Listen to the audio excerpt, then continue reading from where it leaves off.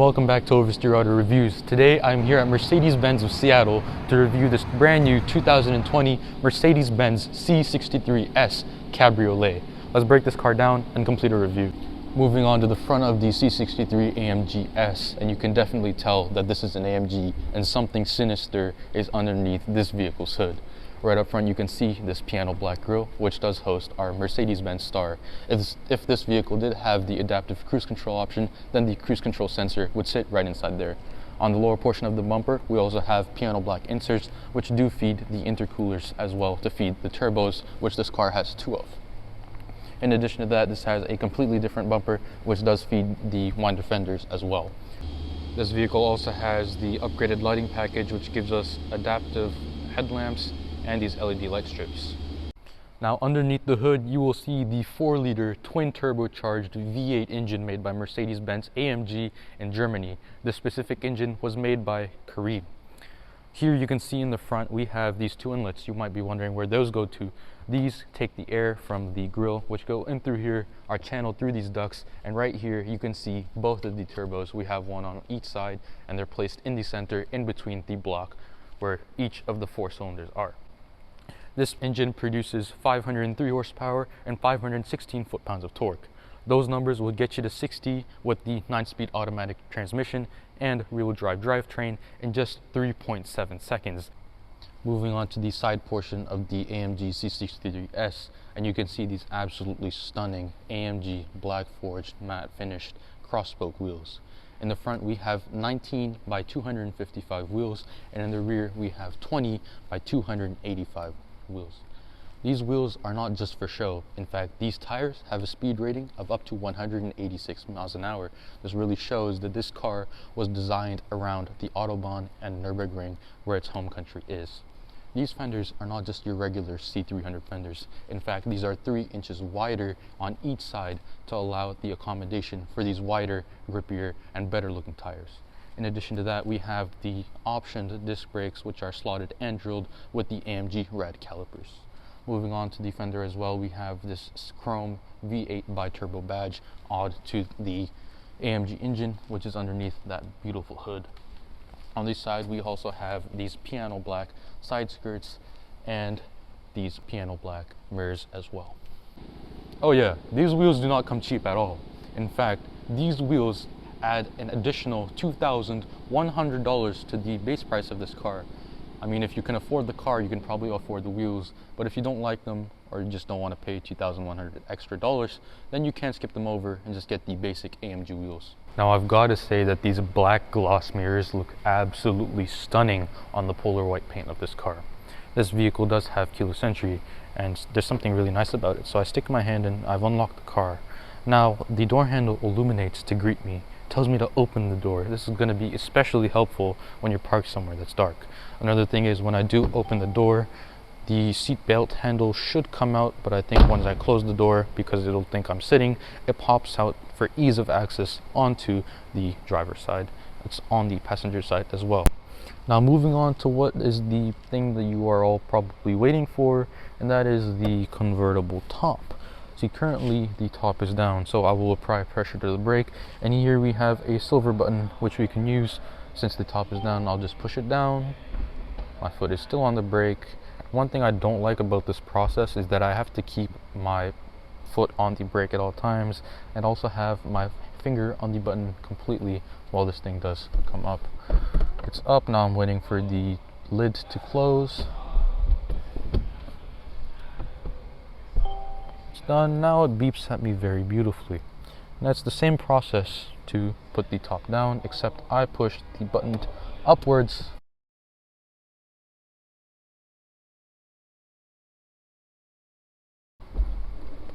And it goes down with ease.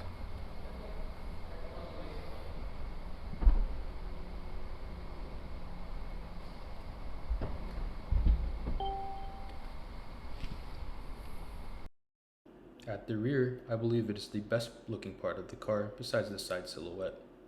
On the trunk you will find the AMG logo and the C63S logo. On the lower portion of the bumper you can see the exhaust tips, which really aren't exhaust tips since the tailpipe ends a few inches before. On both sides are vents to allow heat to escape from the tires. The Mercedes logo also has a cool feature. It doubles as the rear view camera when the car is in reverse.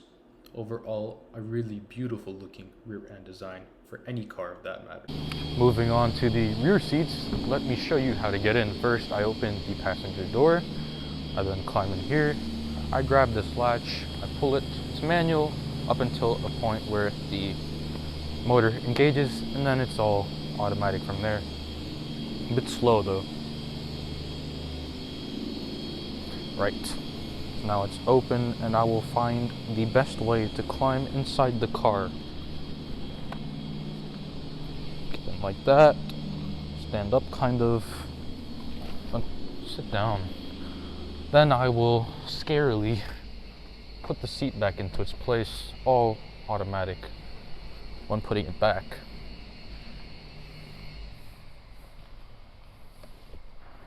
Okay, I accidentally put the seat way too far back, but I did sit on this side, and I mean, in all honesty, it's not too bad. I do not have any knee or leg room as an individual who is 5'11", but these seats are relatively comfortable. They are very upright, but I don't feel too uncomfortable in these seats. I've sat in the Audi S3 Convertible along with the Audi TT, and those seats are unsittable based off my height. Here we have a very nice seat belt placed right in here. It flows very well with the wind deflector. Inside we have 3 cup holders of 3 different sizes, which I found really interesting. The larger ones are on the outside, and then in the center there's one which is about the size of a Red Bull can. In addition to that, each side gets its own armrest and a relatively large bottle holder on the side as well. There is also a small flat cubby on the side, which is probably large enough to only fit maybe a wallet. We also have climate vents here, which some cars do forget as a convertible, but this car did not, even though it's close to a base model. Overall, not too bad of a rear seat for a C-Class convertible coupe. Another cool thing about this car in terms of practicality is that since this is a relatively low vehicle, the door only closes up to about this point, meaning that if you are parked next to a high curb, then you'll have no issue about worrying your doors being scratched on the concrete of a curb. It's very nice. The nice thing about this car is, in fact, illuminated entry. When I step in, the AMG badge welcomes me. Now, seat controls on this car are very nice as well. Here we have our lumbar support adjustment. That's like you find on every other Mercedes-Benz vehicle. But here is where the real magic happens. This is our headrest control. Moves up and down. Our backrest moves forward and backwards. We have the upper part, which is our thigh support, which I personally really like about this car. Allows you to relax and stretch out when you're on a nice drive in the mountains or in the hills. And this is the lower portion to adjust for if you're a shorter person. Now, the thigh support and the front of the base also move up and down. I really like this as well. Here we have our seat heaters, our seat ventilation, and the vents on the back for when the top is down and it's a bit chilly outside, but it's nice and sunny. You can have the heating on, which blows warm or cold air onto your neck. It's adjusted through the climate control system, and it is very nice if you do prefer driving with the top off. So here we are finally in the interior of the 2020 Mercedes-Benz AMG C63S Cabriolet. Now, first off, I wanted to show the very nice and quite entertaining beginning screen when you start the gauge cluster. So nice. And it brings up the race gauge as well, which has our AMG logo, our G meter, our speed, our lights, and whatever device we have connected. I want to start off with this steering wheel. It's flat bottomed, very nice grips. We have Alcantara sides. We have a red stripe, which allows us to know when our wheel is straight. Personally, I love ever since 2017 when Mercedes-Benz updated their steering wheels with this circular design. On top of that, we have these screen-like almost buttons that when I go like this, it changes the options. I can show you like this. I go like that and that. Sometimes it works, sometimes it doesn't. I haven't spent too much time experimenting with it, but it is quite fun to use once you do get the hang of it. I did want to point out that these paddle shifters are actually made of aluminum instead of the plastic which we find in the lower trim levels. This wheel on the bottom also has our AMG logo embossed into the metal itself. Now when I do start the car, this has our drive mode functions, which when I twist, I put in sport, it changes the driving dynamics. I put this into Sport Plus mode, and immediately you can tell that the valves on the exhaust have opened. I can also control the exhaust valves from this button right here. It's turned off, turned back on. The beast has been awakened. Now our overall trim, which you can see over here, here, and here, is the basic aluminum, which, I mean, it's growing on me, but I'd prefer the natural grain wood, which we do have over here. Now this vehicle also has lots and lots of options when it comes to the infotainment, but first I did want to point out how beautiful this red pepper Napa leather interior bucket seats are with this car. Super nice. It gives off an orange and red hue, and I think it looks absolutely stunning. One thing that Mercedes-Benz has always been ahead of in their game is with the ambient lighting systems. Now I press back and I go into the settings which say vehicle. I press on vehicle, and then I come down into light settings. So I press on light settings, and on the top right here you will see ambient light. So I press that down, and then I have, get this, 64 color options. Right now we have this set to a number 12, which is a nice almost velvet or lavender type of color. I personally not a fan of this with the red pepper color. Personally, I think if you turn it into a nice 20, it really shows off the character which this car is about. Nice angry red. But I mean, if you do want to go all the way up to color number 64, it's white. But if you don't want the white, you want a bit of hue to your white color, and you wanted to make it a bit orange, you make it down to 63, and it's a custom color option of 63. I personally think this is overkill on options, but I mean, you got options, you got options. And we can also change the brightness of the ambient lights. I've turned them off. Very nice. I do like this feature a lot about this car. Now we do go back and we can see all of our consumption, but the one thing I did want to point out was the track pace. So I press on this and it changes the screen completely to show off what this car is designed for on the racetrack. And it also says, warning, use this on track only. So here this shows us our lap times, our drag race times, all our G meters, how much throttle we had, lots and lots of options. So many options for this car in the AMG spec.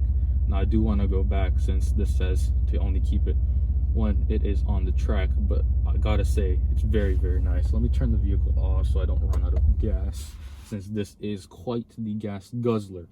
I like that all of the switches on both sides are metal except for the door unlock and lock.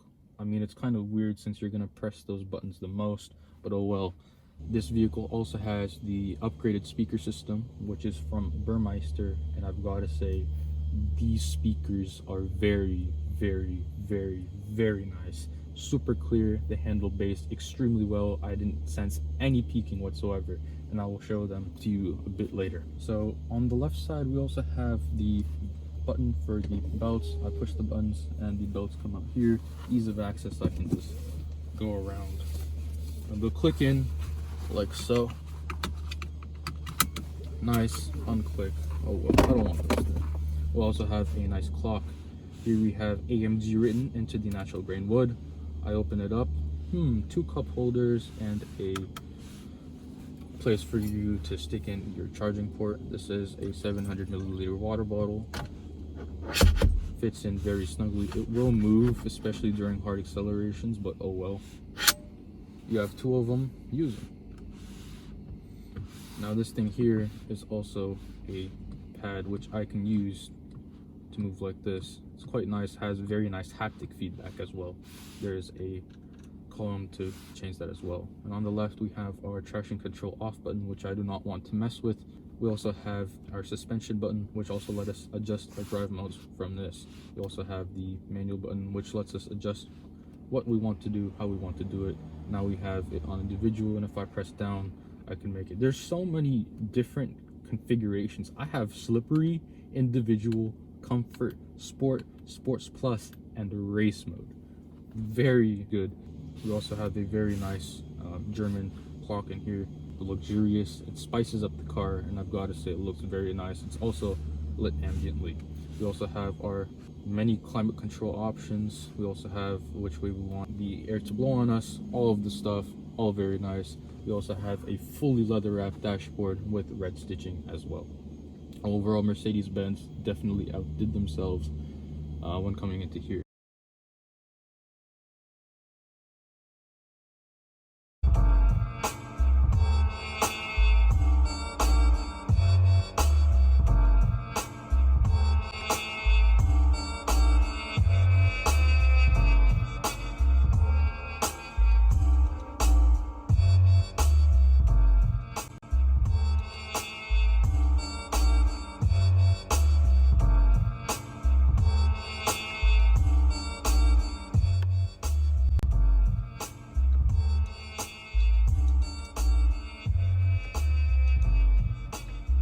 Now from a 4-liter V8, you can't expect too much in terms of gas consumption, but it's not too bad. About 17 in the city and 24 on the highway if you drive like a humane person.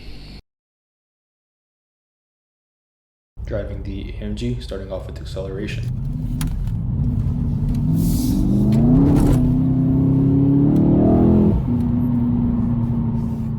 Due to the high amounts of torque, it was quite hard to keep the phone stable.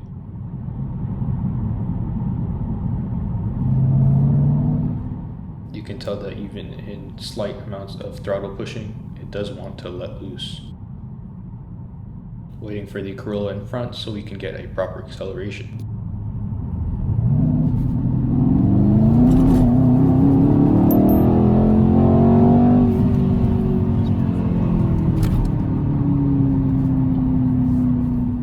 That was a mere sample of what the AMG is capable of, since it was only half throttle.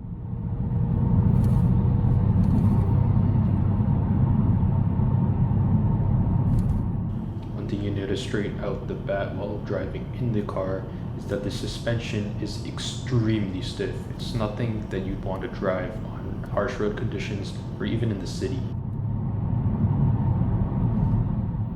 Tire noise is noticeable as they are extremely wide, but nothing that's not bearable. Engine noise is something you'd want in this car, and from a soft top convertible, wind noise from the roof isn't really that bad. In the end, the C63S is a driver's car, and that is what it excels at best. Now on to the competition. The Mercedes-Benz AMG C63S really doesn't have any competition. The Audi RS5 would be the first competitor, which does have less power but looks more modern. Keep in mind that there is no convertible option for the RS5. The next direct competitor would be the BMW M4 Competition Convertible. It has less horsepower and a lower base price, but it does look a bit worse. I believe that if you are considering an AMG C63S, you really shouldn't look at any other car. If there are any other cars that may compete with the AMG C63S, let me know in the comments below. And that is the complete review on the 2020 Mercedes-Benz AMG C63S Cabriolet. I've got to say this car is very impressive by its styling, its build quality, its interior quality, and the way it sounds.